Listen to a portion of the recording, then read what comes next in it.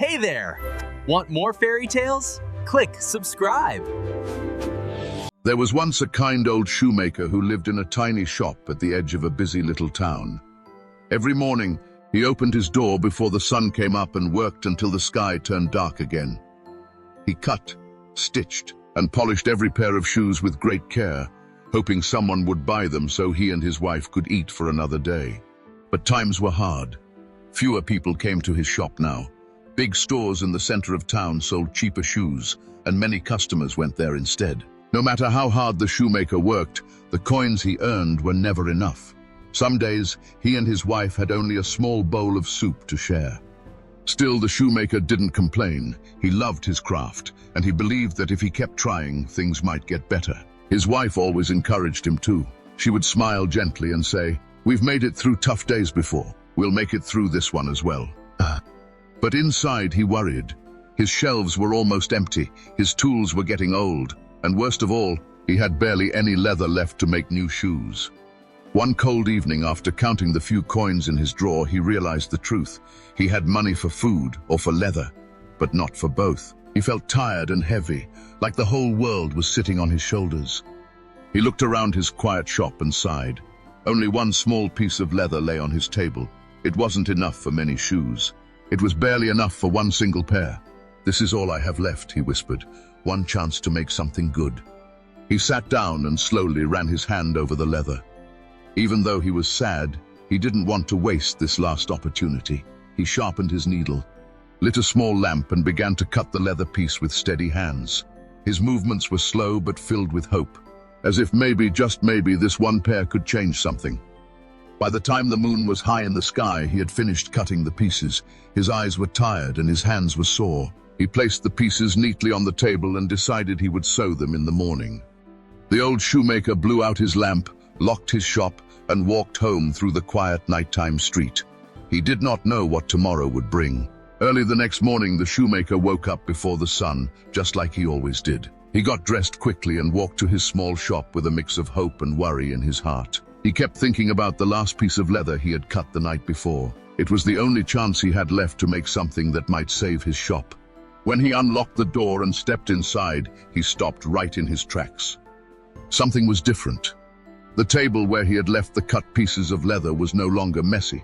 Instead, sitting right in the center of the table was a finished pair of shoes, shiny, neat, and more beautiful than anything he had ever made himself.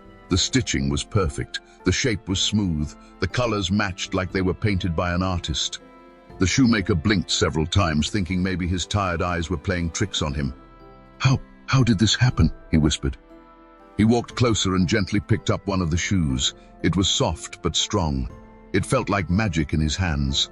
Whoever had made this pair had incredible skill, far better than anyone in the town. But who would come into his shop in the middle of the night? And why would they help a poor old shoemaker like him? He looked around the shop, checking to see if someone was hiding or if a window had been left open. Nothing was out of place. Everything was quiet. There was no sign of a visitor at all. Even though he didn't understand what had happened, he knew one thing.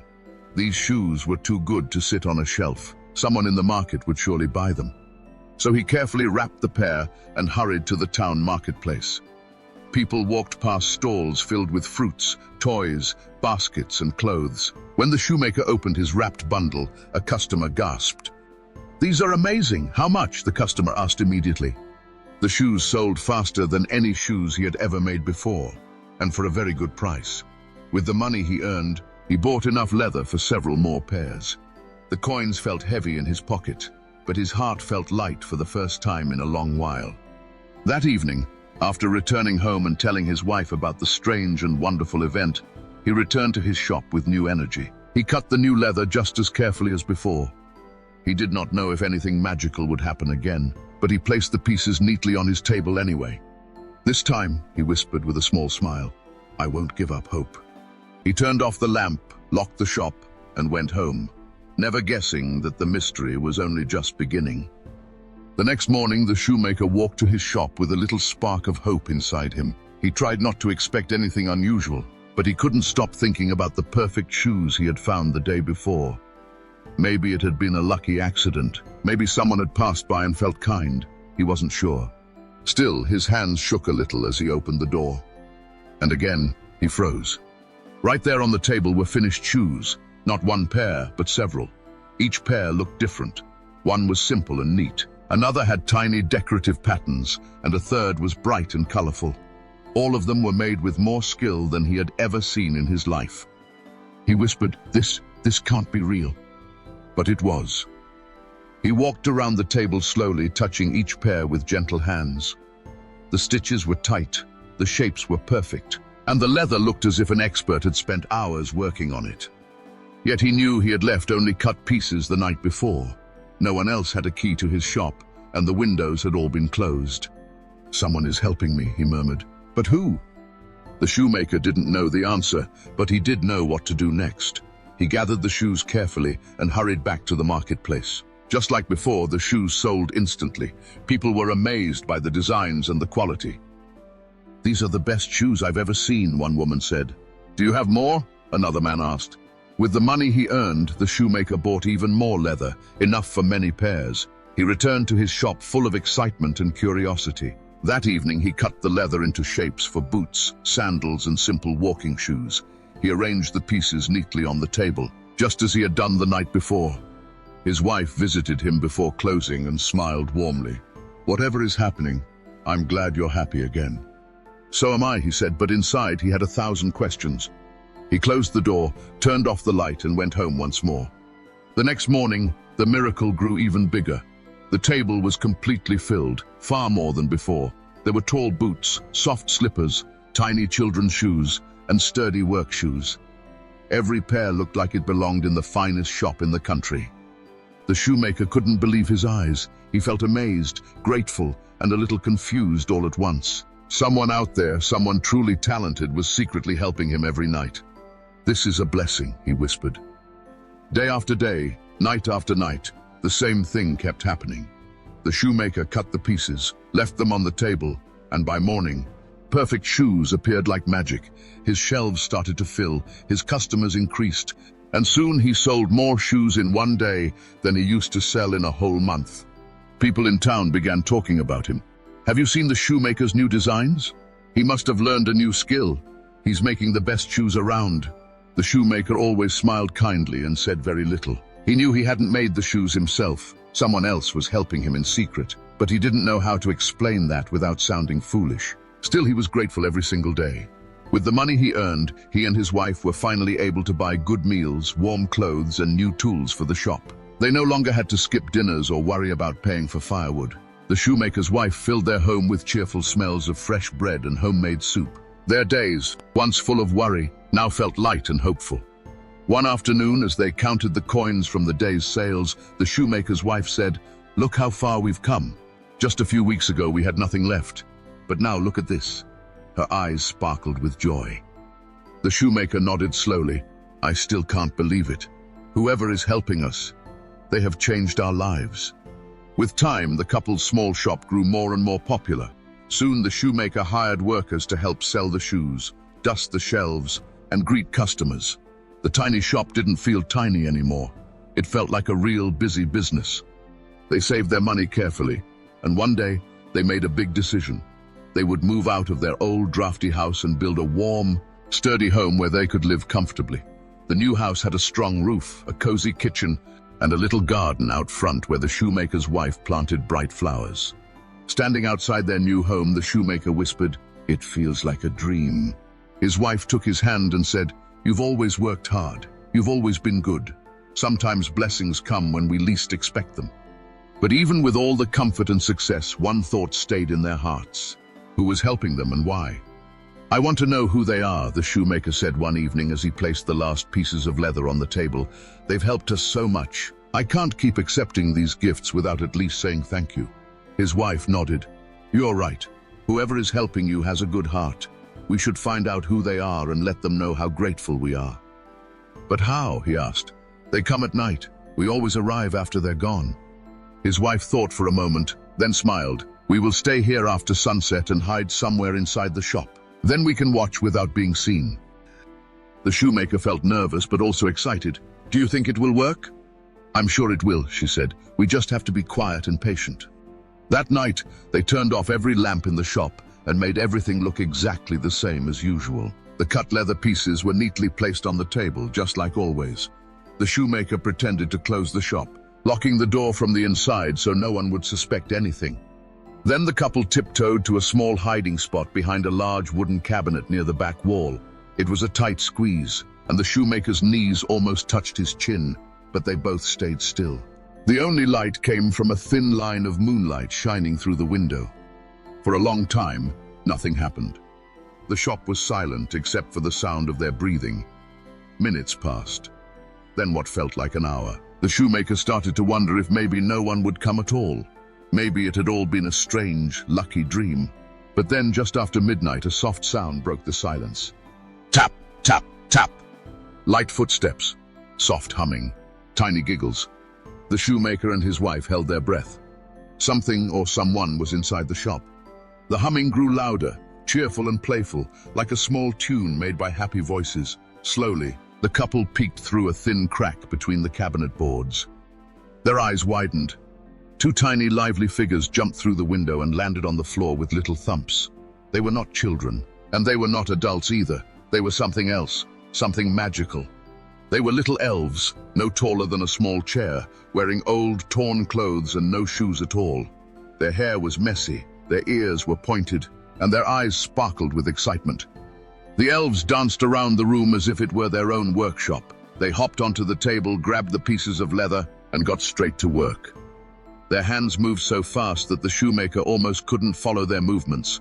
They cut, stitched, decorated, and polished each shoe with joy, humming the same cheerful tune as they worked. The shoemaker and his wife watched with wide smiles, amazed by the elves' skill and happiness. Every few minutes, the elves would stop to dance a few steps or laugh together before returning to work again. When the final pair of shoes was finished, the elves proudly lined them up on the table. They admired their work for a moment, then climbed back out the window and disappeared into the night as quickly as they had come. The shop fell silent again. The shoemaker and his wife stepped out from behind the cabinet, their hearts full. So it was them, the shoemaker whispered. Those sweet little elves, his wife added. We must do something kind for them. They've helped us so much. The next night, the shoemaker and his wife returned to the shop early. They wanted one more chance to watch the mysterious helpers up close. They were still amazed by what they had seen the night before. Two little elves working cheerfully, dancing, humming, and making shoes more beautiful than anything in the shop before. We need to see them again, the shoemaker whispered as he placed fresh pieces of leather on the work table. Yes, his wife said softly. Just watching them made me feel happy. They're full of joy, even though they wear old clothes and have nothing for themselves. When everything was set, the couple hid behind the same large wooden cabinet. They squeezed close together and waited in the quiet darkness. The room felt still, almost sleepy, like it was holding its breath. Minutes passed, then more minutes. And then, right when the shoemaker started to think they might not come, the silence broke. A small thump, a tiny laugh, a cheerful little hum. They're here, the wife whispered, barely breathing. Two small shadows slipped in through the window again. As the moonlight touched them, the shoemaker and his wife could clearly see the elves. Their clothes were even more torn than the night before. Their tiny feet were bare, and their toes tapped on the wooden table as they danced their way across it. But their happiness was unchanged. Their smiles were bright, and their laughter filled the little shop with a warm, magical feeling. One elf clapped his hands and said in a tiny voice, "Let's get started, brother. So much work to do." The other elf nodded happily. Yes, yes, and these pieces are perfect. The shoemaker cuts them so nicely. They hopped onto the table and got straight to work. Watching them was like watching tiny sparks of energy bouncing around. Their little hands moved incredibly fast, snipping, stitching, coloring, and pressing each piece of leather with care. They worked with excitement, as if making shoes was the most fun thing in the world. Every now and then, one elf would leap off the table, spin around, and do a silly dance step. The other elf would giggle and join him. Their joy was contagious. The shoemaker and his wife felt themselves smiling so wide their cheeks hurt, even though the elves couldn't see them. At one point, the elves held up a half-finished shoe and admired it together. "This one's going to be beautiful," one elf said proudly. "The shoemaker will be happy in the morning," the other added. Hearing that, the shoemaker's heart warmed. These little creatures weren't just helping, they truly cared. When the last pair was finished, the elves lined them up neatly on the table. Then they stepped back, hands on their tiny hips, nodding with satisfaction. "Another good night's work," one elf said with a grin. "Ready?" the other asked. "Ready!" With one last cheerful hop, they leaped up onto the window frame, waved their tiny hands toward the dark night sky, and disappeared outside, their humming fading into the distance. The workshop grew quiet again, but now it was a warm, grateful kind of quiet. The shoemaker and his wife stepped out from behind the cabinet, feeling amazed all over again. "They are such wonderful little beings," the wife said softly. "And they've helped us more than anyone ever has," the shoemaker added. They looked at the beautiful rows of finished shoes, and then at each other. "We must find a way to thank them," the wife whispered. "Yes," said the shoemaker with a nod. "Something from our hearts, something special, just for them." After many nights of surprises, the couple finally sat together at their small kitchen table. The fire was low, and the room felt calm in a way it hadn't in a long time. They had been helped again and again by the tiny nighttime visitors, and their lives had truly changed. But tonight, something else filled their hearts: gratitude. The wife looked at her husband and said gently, "They've done so much for us. We should do something nice for them, something that shows we care." The husband nodded slowly. "Yes, they never ask for anything. They just come, work quietly, and disappear before sunrise." He paused, thinking, "Maybe it's our turn to give something back." The wife smiled. "Then let's make them something special, something only we can make." They both knew the visitors were small, smaller than any child, and they wore the same old clothing every time. So the couple gathered the softest pieces of fabric they had left and their best threads. They worked side by side, whispering ideas, laughing softly and stitching with care. The wife sewed tiny shirts that were smooth and warm. She added little buttons made from leftover wooden beads. The husband made tiny pants and little coats with pockets so small they almost couldn't be seen. And when the clothes were done, the couple didn't stop. "We can't forget the boots," the husband said. "Right," the wife answered, already cutting leather into the smallest shapes she had ever worked with. Hour after hour, they stitched and shaped until there on the table lay a complete set of tiny outfits: boots, coats, shirts, pants, everything. They looked almost magical, even though they were made with simple materials. What made them special was the love sewn into each piece. When Christmas Eve arrived, snow rested gently on their roof. The world outside was cold and silent. Inside, the couple placed the tiny clothes on the workbench where the visitors always helped. They didn't leave money or food, just the little outfits, arranged neatly, almost glowing in the firelight. The husband whispered, "I hope they understand. I hope they know we are thankful." The wife nodded and touched his shoulder. "They will." Then they blew out the candles, leaving the small gifts waiting in the quiet room, hoping the mysterious helpers would see them and feel appreciated at last. Early the next morning, the couple woke up before the sun. They didn't speak at first. They just looked at each other, both wondering the same thing. Did the little visitors come? Did they see the gifts? They walked quietly to the workroom, almost tiptoeing. When the husband pushed the door open, a soft glow from the dying fireplace showed everything they needed to see. The tiny clothes were gone. Right in the center of the room, 2 small footprints, much too small for any child, were left in a bit of sawdust on the floor. And the tools on the bench were arranged in a neat, tidy line, cleaner than ever before. It felt as if the visitors had stopped for one last moment to say thank you in their own quiet way. The wife smiled with watery eyes. "They liked the clothes." The husband nodded, happy and sad at the same time. "I think they loved them, and I think this was their goodbye." They stood there silently, letting the truth settle. The elves, the helpers, the tiny midnight workers, they weren't coming back. Not because they were upset, but because their work was finished. They had given everything they came to give. And now it was the couple's turn to stand on their own. Sometimes, late at night, the husband and wife would look toward the workroom door, half expecting a faint sound or a tiny shadow. But each time, the room stayed quiet. And that was okay. The elves had helped them when they needed it most. They had lifted the couple out of worry and showed them what they were capable of. Now the shoemaker could stand proudly on his own 2 feet, confident in his craft and grateful for the strange, wonderful visitors who changed his life. Some goodbyes are sad, but this one was gentle. It wasn't the end of something. It was the beginning of everything new.